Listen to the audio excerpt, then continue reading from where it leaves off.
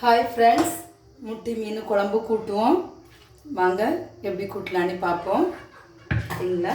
புளி ஊற வச்சுருக்கேன், அப்புறம் தேங்காய் மிளகா அரைச்சி வச்சுருக்கேன். சரி,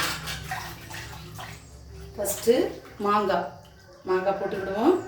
மாங்காய் போட்டால் அவிச்சா தான் அழகாக இருக்கும். அதுக்கு பிறகு ஒரு துண்டு கிழங்கு, அதுக்கு பிறகு ஒரு மிளகா, பார்த்தீங்களா? ஒரு மிளகா,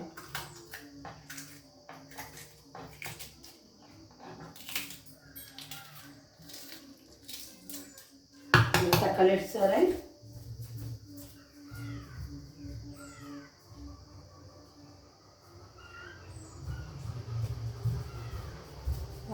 ஒரு தக்காளி,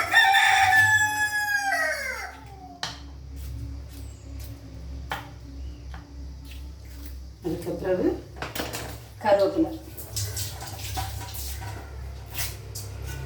கருவேப்பிலை,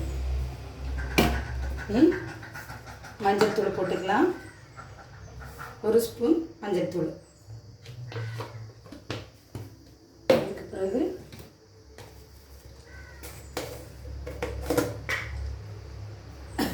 ஒரு 2 கரண்டி மிளகாத்தூள்.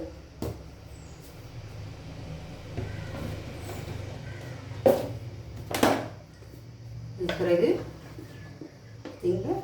ஒரு கரண்டி மல்லித்தூள் போட்டால் போதும்.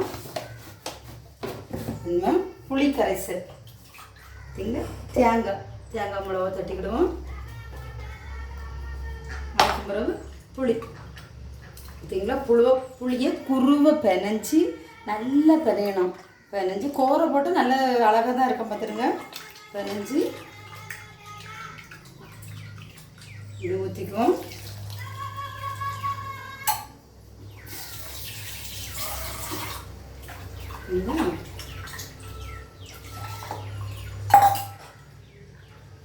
ஜார கழுவி தண்ணி ஊற்றிக்கலாம்.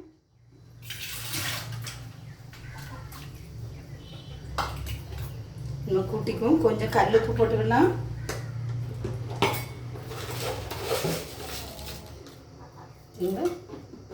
கல்லுப்பு குழம்பு கூட்டுறதுக்கு கல்லுப்பு தான் நல்லா இருக்கும். அதாவது பொரிக்கிறதுக்கு வறுக்கிறதுக்கு அப்படின்னா பொடி உப்பு யூஸ் பண்ணிவிடணும். இதுக்கு கல்லுப்பு தான் அழகாக இருக்கும். பார்த்தீங்களா? கலர் காம்பினேஷனே அழகாக இருக்குது பாருங்க. மீன் கூட்டியாச்சு. கொஞ்சம் உப்பு கம்மியாக பார்த்துக்கலாம்.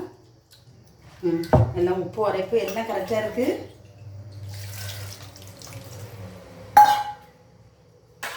இதெல்லாம் க்ளீன் பண்ணிக்கலாம்.